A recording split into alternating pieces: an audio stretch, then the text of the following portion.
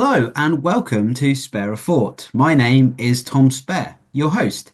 In each episode of this podcast, I interview interesting people who are doing important work in areas of society that are often misrepresented or underreported in the media.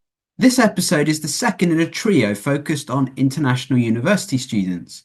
In part one, I interviewed Julie Campbell, where we talked about the challenges that international students face before, during, and after their studies. You can find that episode where you found this one. In the narrative created around international students, we hear a lot about visas, fees, and the volume of students travelling from outside the UK coming to study here. But we rarely hear from international students themselves. Last September, I started studying for an MA in political communication at Cardiff University. International students make up close to 20% of all students at the university. I studied in the School of Journalism, Media and Culture, which has a high percentage of non-UK students studying on its postgraduate programmes. On my programme, roughly half the class was British, the rest were European and international, ranging from countries closer to home such as Portugal and Poland, to further afield like Ghana, India and Hong Kong. In this episode, you'll hear from 4 recent students and 1 current student. They share their experience of being international students studying in the UK. So here's episode 4 of Spare a Thought, International Students, Part 2.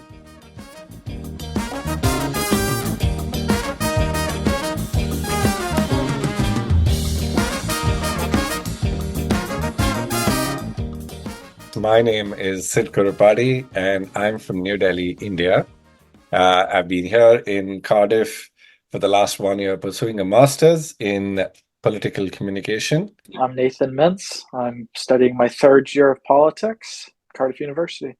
My name is Al-Hassan Sumani from Ghana in West Africa. So I'm Zuzanna and I grew up in Poland. I am Lily Mott, and I'm from originally Colorado, but I did my undergrad at Washington and Lee in Lexington, Virginia, which is a very, very small town in southwestern Virginia.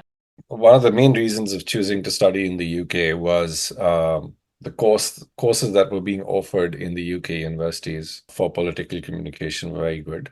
The course structure. The political structure of the UK is very similar to that of India. So the application of the knowledge that I was receiving in the UK would have been easier to apply and grasp both ways. I was primarily applying to a lot of universities which were based in London, and Cardiff was also one of my main choices to study at. But Cardiff was the one which was offering me a decent scholarship, and that was one of the reasons. The other reason, of course, for choosing Cardiff University was that London is extremely expensive and Cardiff is relatively less expensive. It is also a nicer, quieter place. London can have a lot of distractions, but Cardiff is a nicer, quieter place, and it's a better place to sit and study, I would say.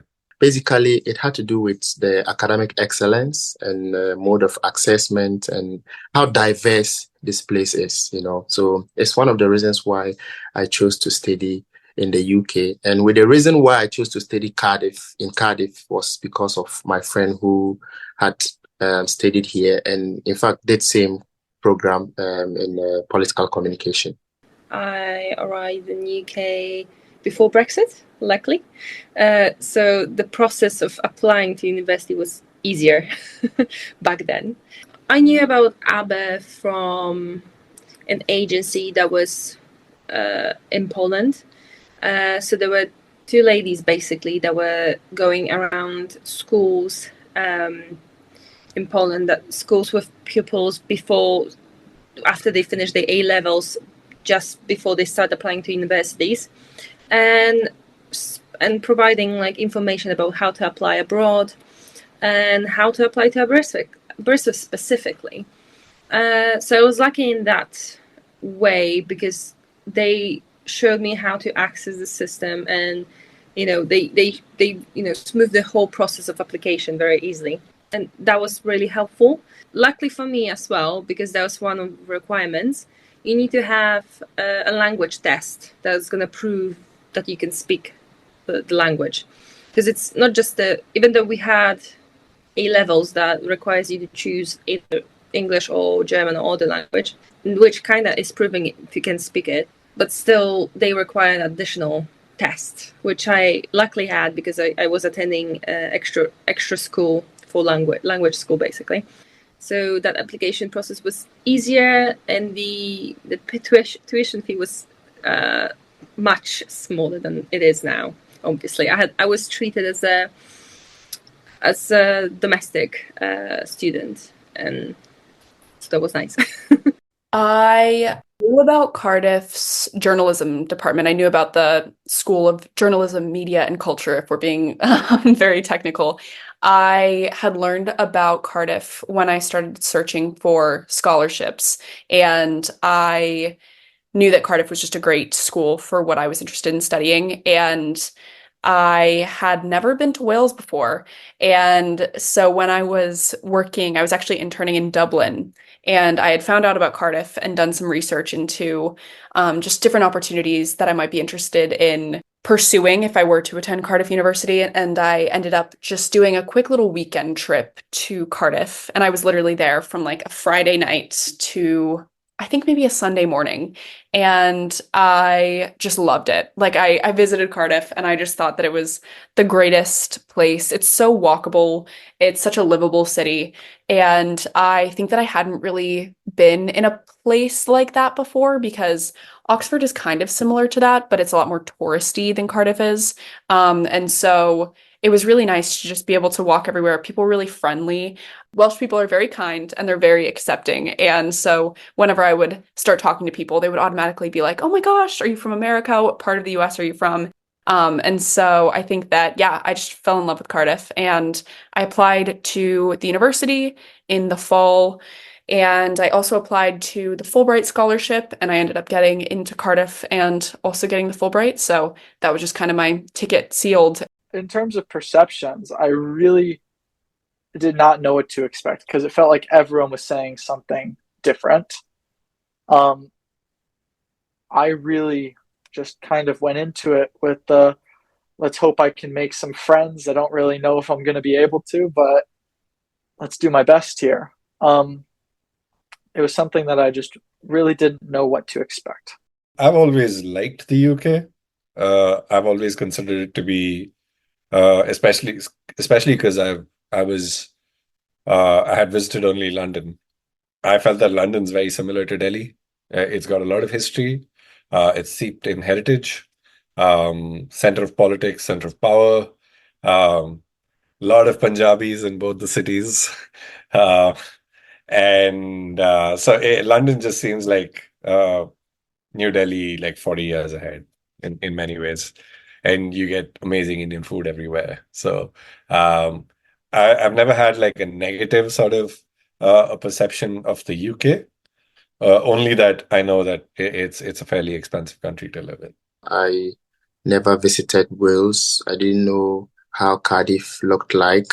So when I first came last year, around August in Cardiff, I didn't have friends, which was very, very, very difficult to make friends because approaching people here is a challenge, right?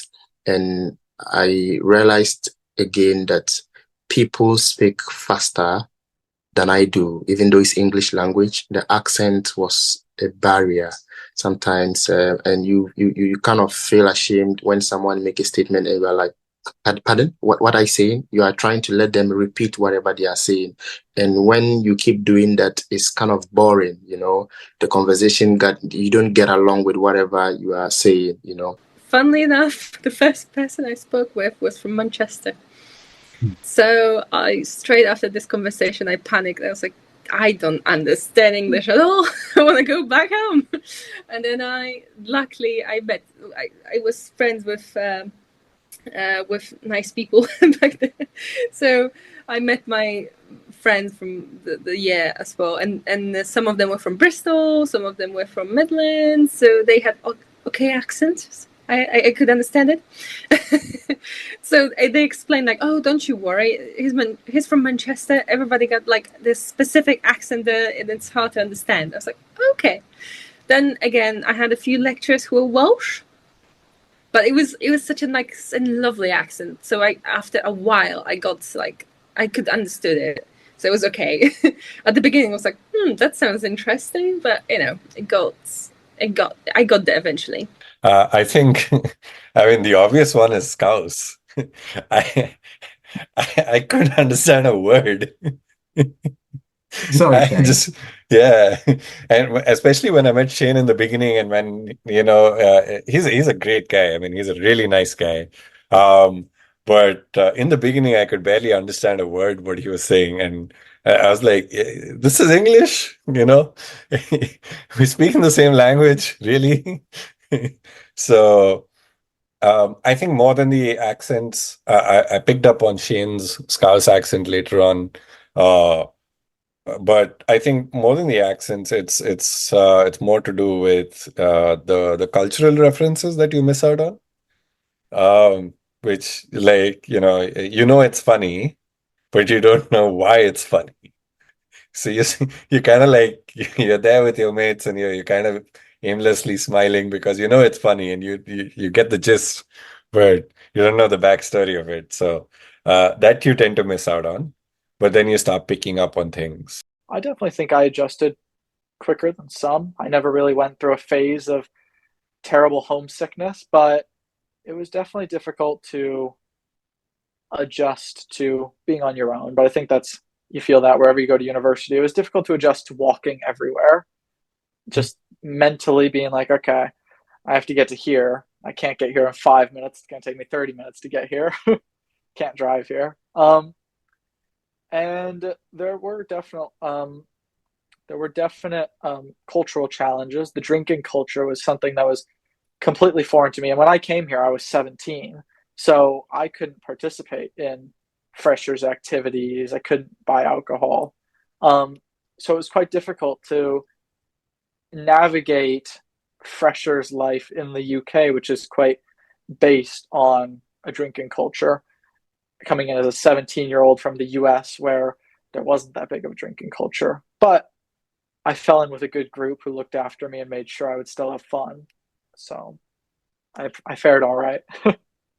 I think the first major challenge was the fact that you had to walk a lot. That was something which I wasn't used to. Back in Delhi, you would have public transport for the smallest of distances, or you had your own car, so you would just zip away immediately. But here, it's easier and quicker to walk. So you're not really used to walking back in Delhi as much. That was a bit of a challenge. So you had to sort of, figure your way out through that. And Delhi being one of the most polluted cities in the world, also, I think it makes it a bit challenging. So your lung capacity suddenly, is dealing with a hyperoxic sort of a situation. So you're wondering, oh, where's all this fresh air coming from?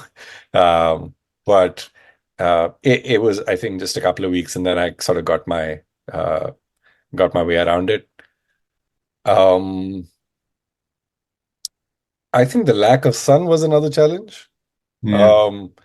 You have a lot of daytime, but you don't really have that much of sun, which was very peculiar to me. I knew about it, but it was still very peculiar for me. I think those were the main challenges, more than anything for me. I do think when I moved to Oxford, it was much more international than I had expected. I always tell people I think that I met more international students at Oxford than I did British students, just like in general, or British people.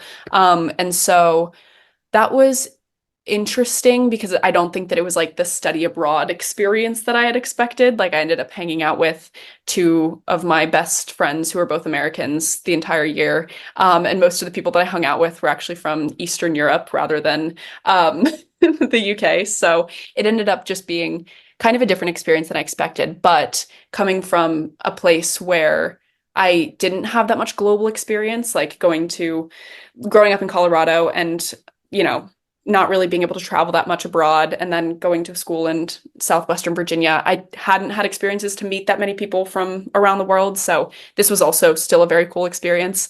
And then when I moved to Cardiff, I definitely met more British people, and I definitely had a much more I definitely had a much more British experience, I would say, like, quote unquote, just because I think that the students were much more international. Like, the student population in our school was lots of international students, and that was really cool as well, because it was lots of students from China and from India and different parts of the world. And so for the program that we were in, that was amazing, because we really got to learn about different media systems, and that was just so cool to be in those courses with students who came from entirely different media landscapes, because we just had these discussions that I couldn't really even imagine having. Like, I've read a lot about Chinese media, for example, but being able to talk to people who actually use Chinese apps and, have been involved in that media culture,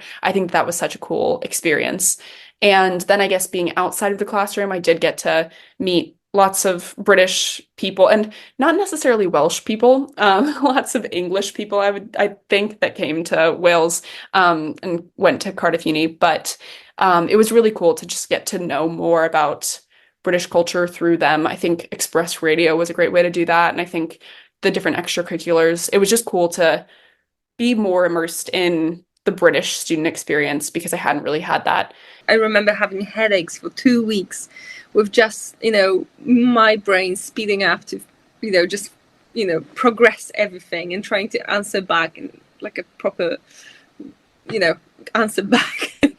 So that took me a while, 2 weeks of migraines every single day. I wanted to mix more broadly, to be very honest. It's very easy to sort of be in a very comfortable zone by sticking to people from your own nationality. While it's great to have a few friends from your own country, I think when you're studying abroad, it's really good to sort of mingle freely with people who are not from your own country, and with the local population as well. And it broadens your perspective. You get to learn something new about their culture. It allows you to, integrate well with the society. And having 5 flatmates who were from the UK really helped that way. And I had a pretty good time living with them. I think similarly in class as well, I was the only Indian in the cohort for political communication. And I think for a fleeting moment, I thought about the fact that, hey, I wish there was one more person from India. But then I realized, it's actually good. It just makes my perspective more unique then. And I get to learn more about the UK or about international politics, as I interact with everybody. So, and I quite like that. The main purpose of my coming to Cardiff was for uni. And so you get up in the morning, you prepare for uni, you go for lectures, and after lectures, you go back home. So it was just home, lecture hall, home, lecture hall. So at a point, I was kind of getting depressed, because you had no friends, one, you had no family. So some sort of homesickness, you are just alone, and the teaching style was kind of so different, because in Ghana, during lectures, we used to write whatever the lecturer says, pen and paper. But when I came here, I realized that whilst the lecturer is lecturing, everyone is busy typing.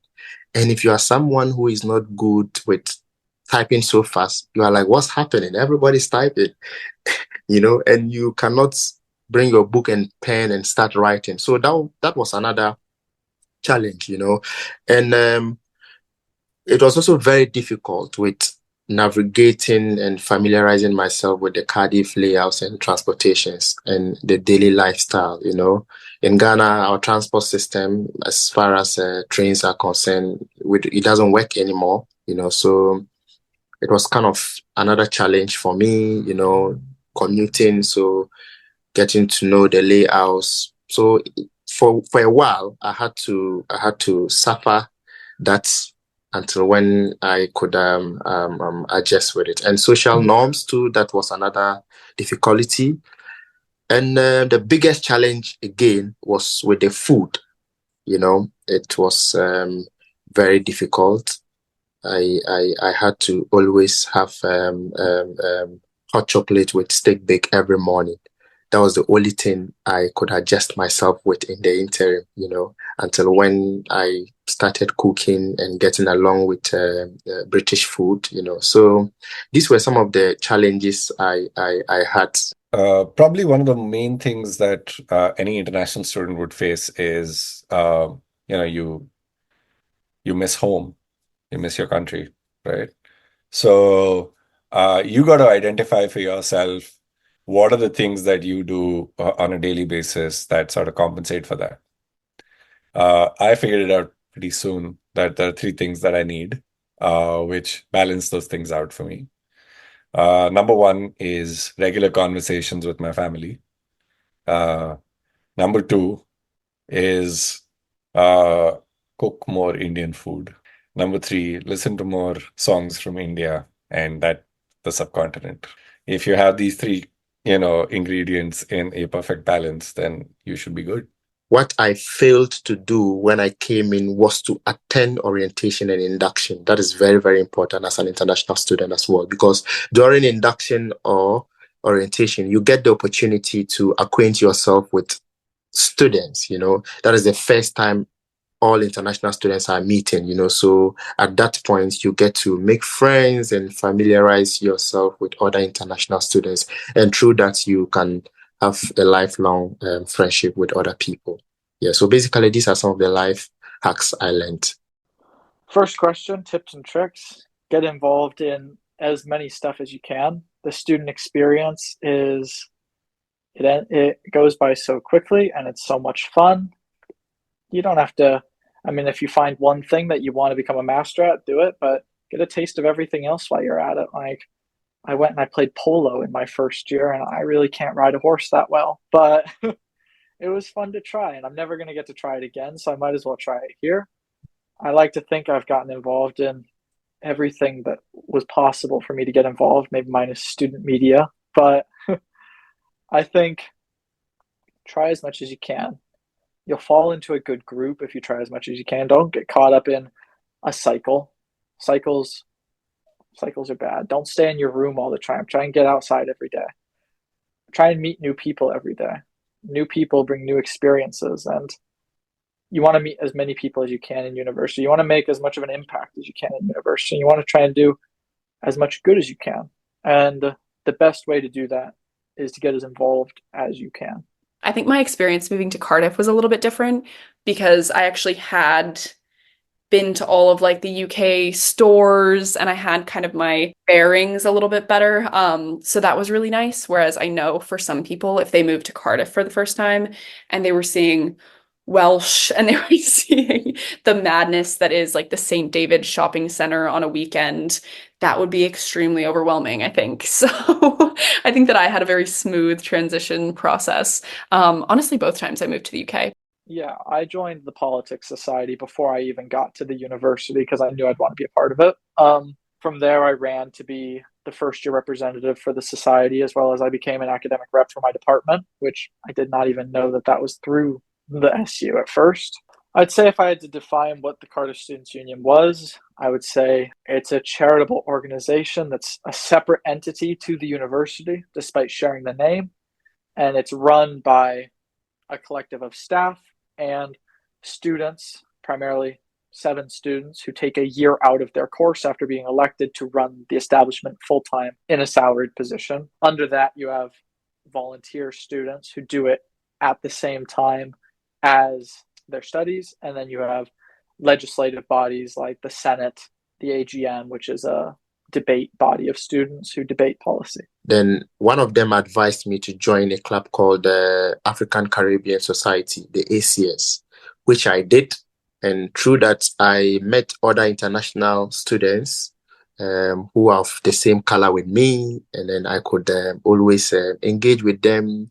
They added me to a WhatsApp platform where we could always engage, have meetings, So through that, I made some few friends, So the club was very, very beneficial to me, after joining the club, Sometimes I got few friends from the clubs that we could just hang out and then sit, have some discussion. I ended up falling in with the Labour Students Society. And from that point, I would say I was very encouraged to be a part of the SU. I was asked to run to be a senator, which I was like, fine, I guess it looks good on my resume. And then we sort of get to where I decided to become a campaign officer, which originally I was very, very against running for, because all in all, I think my experiences as an international student have been pretty easy. I'm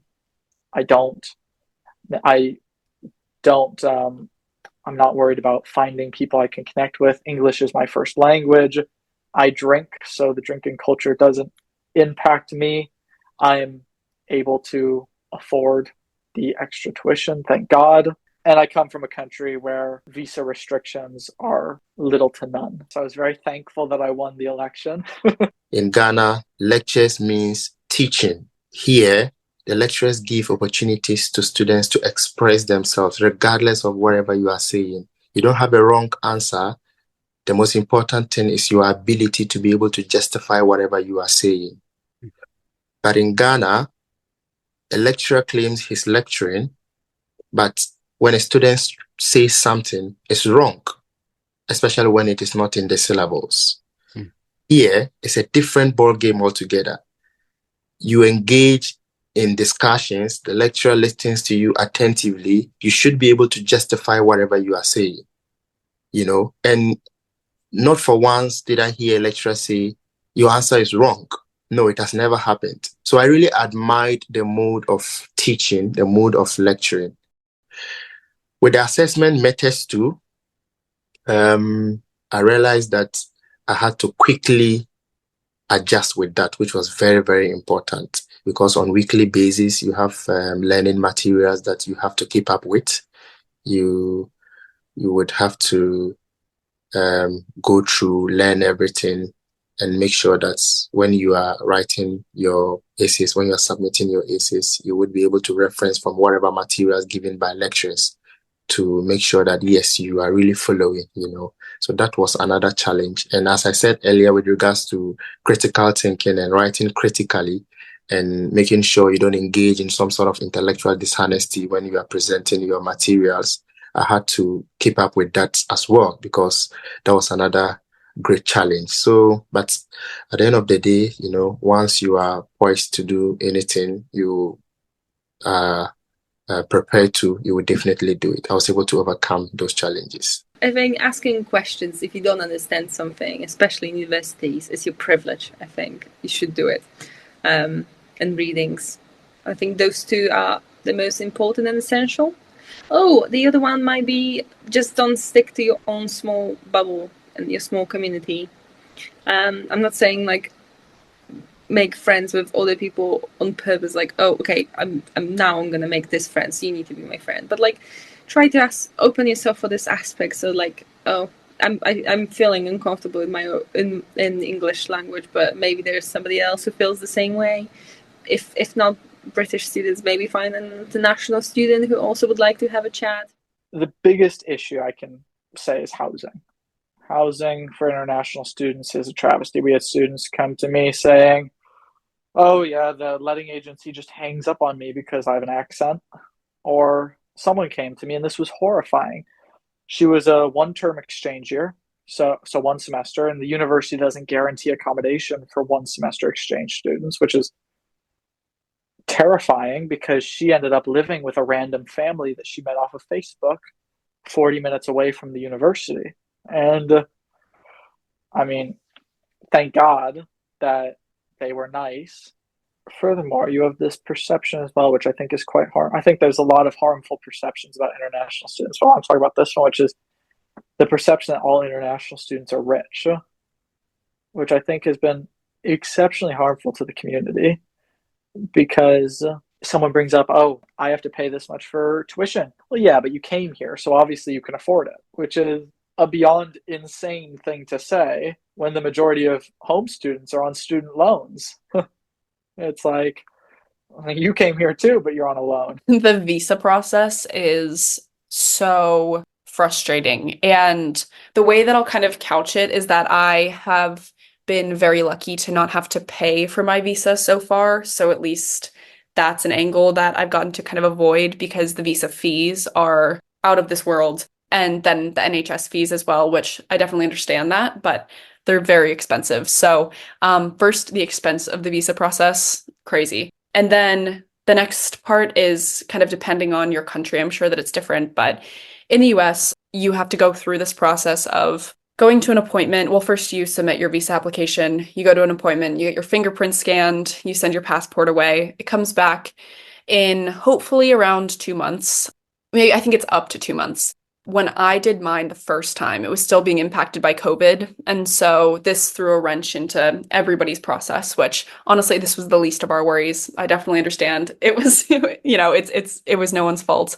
But I do think that it is really nerve-wracking to send your passport away at any time, and just not have it. And I think for that process, it was just really nerve-wracking because you were hedging your bets as to whether or not you were going to be able to attend school and have a place to live. And for a lot of people, they have paid tons of money for this experience. And this was just going to be a huge, important in anyone's life, that's going to be a huge, important experience. And you've already kind of put all these plans into place, and then everything is hinging on the government's decision about this visa application. And so I think until it comes back to you and it's like in your hands, you're just in this constant state of a little bit of worry. It's one of those things where you wake up in the morning and you just have that thought like, oh, visa still didn't come, like you're still just kind of always thinking about it, which I think I was also in a position to not have to worry about if I needed to stay in the US for longer, I could do that.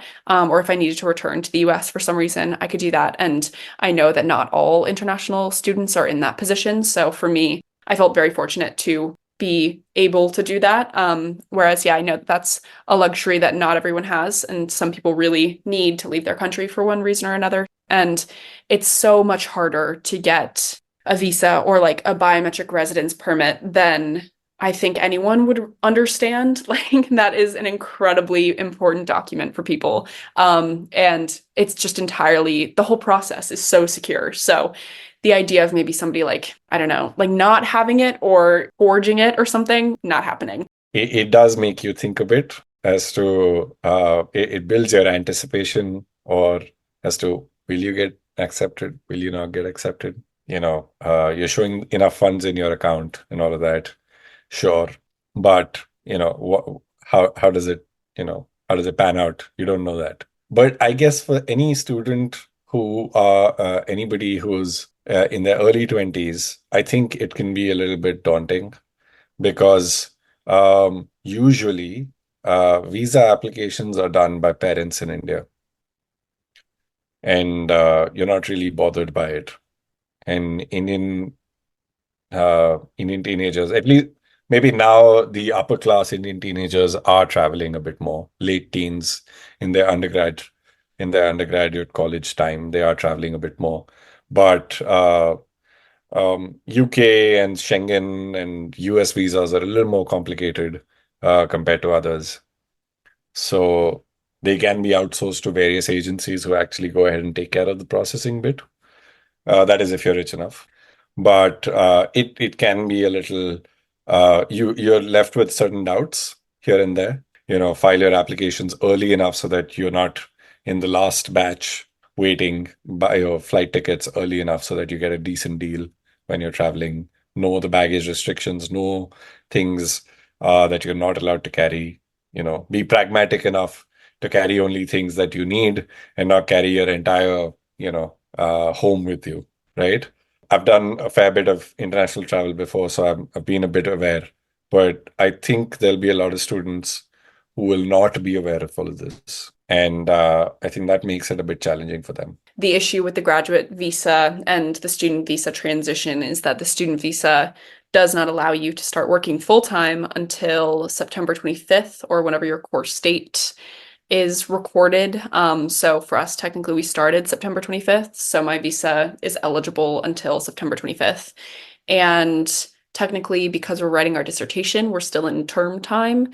And so international students in our course at Cardiff University are not allowed to start working full-time hours until September 25th. So since we turned in our dissertation at the beginning of September, and a lot of us were only working on the dissertation kind of hours a day or, trying to cram it all in at the end, a lot of people were planning on maybe starting to work full-time or doing more work than the 20 hours we were allotted throughout the summer in order to pay for bills or to start to make some of the money back that you spent on tuition or throughout your year as a student. And so the fact that we can't start until that September 25th date was a real hit that I'm totally fine being on the record with this, but that Cardiff University did not necessarily tell us about or make that transparent. Definitely, it's on us to know the terms of our student visas, but that guidance probably would have been helpful just because I was actually within like a week of accepting a full-time job, which would have put me in violation of my student visa before Cardiff reminded us that we weren't allowed to do that. I think that a lot of UK universities in general probably could be more transparent with their international students, especially when it does come to bigger life decisions like, am I going to stay? Am I going to try to transfer to another visa? Am I going to try to get a job here? As part of this episode, I spoke to Nathan Mintz, who was the International Student Campaign Officer, a part-time role, in the academic year of 2023 to 2024 for Cardiff Students Union. In the autumn of 2023, we proposed the creation of a full-time paid Vice President International Students for the Students Union. We talked about Nathan's experience of being a part-time campaign officer and the challenges of creating the full-time role. We had to cross a lot of hurdles, including a vote at the union's annual general meeting. Here's Nathan first talking about what the role consisted of, and then we talk a little bit more about the importance of having a full-time officer role. It was challenging. You go in with a lot of ideas of things you want to do. And I was very, very clear during my campaign. I disagree with people who put on their manifestos, I'm going to lower international student tuition, because I don't believe that that's something possible to do, not at a student level, definitely not at a volunteer level. So I made it very clear from the get-go that my goal was community building, and then I had some goals that I would like to improve policy, but I made very clear I did not want to make any promises that I thought were too big to keep. And, you go in, even if you don't make those promises, you still go in kind of with the thought in your head, oh, but what if I could do those things? And you can't. It's just a matter of fact.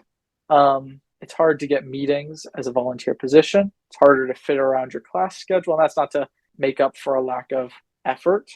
But I got off to what I thought was a great start. I met you helping to move international students into their accommodation, and that still is one of the high points of the job, because for me, I felt like I was actually making a difference, getting to meet people, getting to move them in, making them feel like they were a valued part of the community, which for me, that's what the role was about. Putting a face to someone who you can go, that's the person who's in my corner.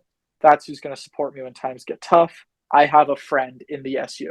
That's the entirety of what the job meant to me. Just making sure that that if you had an issue, you had someone you could go to. That was a high point. We held a lot of successful events, but very quickly you realize and I went in, my first thing I said was, I want to meet with the mental health people at the university to see how we can get better support services for international students. And I was very quickly told, well, how about we focus on doing some welcome events instead? That sounds really hard to do. So the job at a campaign officer level, volunteer level, can be much more flower than it is substance. I mean, I found it a really interesting process of trying to get that elected officer role created, because I'd been on the other side of it as a staff member, and it can be quite challenging when you're trying to run an organization and you've got plans of how things are going to be done, and responsibilities within the team to deliver those particular areas. And then I suppose this is a unique thing of a students' union in comparison to, say, the university, is that in the university, you've got your vice chancellor, and they're going to be probably in the role for 5 to 10 years, and there's a lot of sort of long-term planning.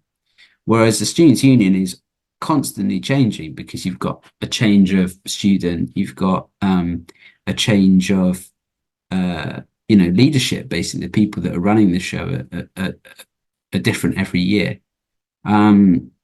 So trying to introduce that post, I think there was quite a few hurdles to get there, because it is it's an organizational change. Could you talk a bit about that feeling of going up on stage? Because we proposed this new role, and it went through different mechanics to different machinery to get there. What was it like standing up in front of, I think it was probably about 600 people, was it, maybe? It's about 800. Yeah. Oh, 800. Okay. Yeah, because there were 900 plus with the I don't know what it's called, the voting card things. Yeah. Nerve-wracking. If I had to put it into one word, I mean, I should include that obviously you have to get rid of a role to create a new role. And I mean, this, we chose to get rid of VP undergrad, which was not necessarily the easiest route we could have taken, nor perhaps the most popular. So going up on that stage was quite nerve-wracking, because I'd spent the last month or so trying to convince people close to me, people I work with, why it was not the wrong idea. And when you feel like you're having to convince the people closest to you, you're like, okay, surely this person should have already been on my side. How am I going to convince an auditorium full of people who I don't know? And we did have quite a lot of hurdles. A lot of people tried to stop us or convince us not to do it. So nerve-wracking. I got up on that stage, and I did not know what was going to happen. I knew no matter what happened, it would be close. I'll put it like this. It was either going to be a blowout against us, or it was going to be really, really tight. It was a tough case to sell. I still sometimes look back, I'm like, wow, we did it. But it's easy for me to get caught up in that and look back, and at the time it almost felt like everyone was against me. Like, obviously I look back on it now and I'm like, it's student politics, it wasn't that deep. But at the time, going up on that stage felt like I had a very, very serious issue I was presenting, and that really the future of representation at the university rested on it. Yeah, it was quite an experience. Yeah. It does feel really big at the time when you are very invested in something, particularly at student politics level. It seems like it's everything, the whole, it just feels like it's the whole world, doesn't it, really? It just feels like it's quite an all-consuming environment. Very much. I was really pleased that it passed. I don't know what the final vote was, because it was incredibly close. But it was about 15 to 20 in our favor. I mean, we're talking 900 people. They had to hand count it twice. Yeah, exactly. So it was tight. Yeah. But I suppose that's the margins, isn't it? When it comes to people voting and democracy and whatnot. I maintain it was your speech that pushed it over the edge. I didn't pay you to say that bit, so yeah. International students deserve the resources. I mean, you're paying a lot of money. Some of that money goes to the SU. It's really only fair that you get a bigger portion of that. Not to mention, like I mentioned, support services are huge. I tried to be that friendly face that, that's my person, that's who's in my corner. But if I'm in a lecture or I'm in exam season, then it's kind of hard for me to do that. I can't stop for every single student, because international students do have a lot of issues, and there has to be someone who's there to support those issues, who's there to make their case to the union, who's there to make their case to the university full time. So that's the end of this episode. Spare a Thought for International Students Part 2. My thanks to Sid, Lily, Nathan, Sumani and Zuzanna for agreeing to be interviewed as part of this podcast. The title track for this show is Young Shall Grow. Credit and thanks to Afro Cluster, Magugu and Asha Jane. The show was researched, written and edited by me, Tom Spare, with additional editing and production by Lily Mott. This has been a Be The Change Media Network production. Thanks for listening. Whether you like them or not, young shall grow. Better fill them with love. Then them go know. In this life you don't give up, even when you know. If you fall, get back up. Young shall grow. Whether you like them or not, young shall grow. Better fill them with love. Then them go know. In this life you don't give up, even when you know. If you fall, get back up.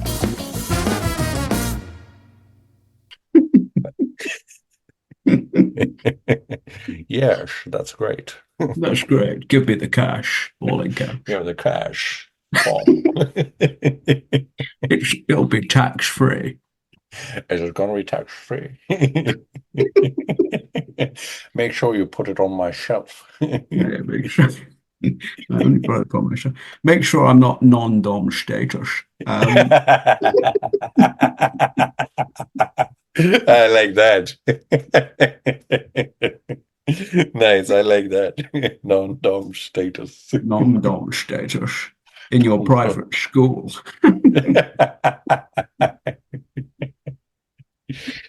Tax free. ISIS. Yeah. Nice. Wonderful. I'll probably stop recording now. Yeah.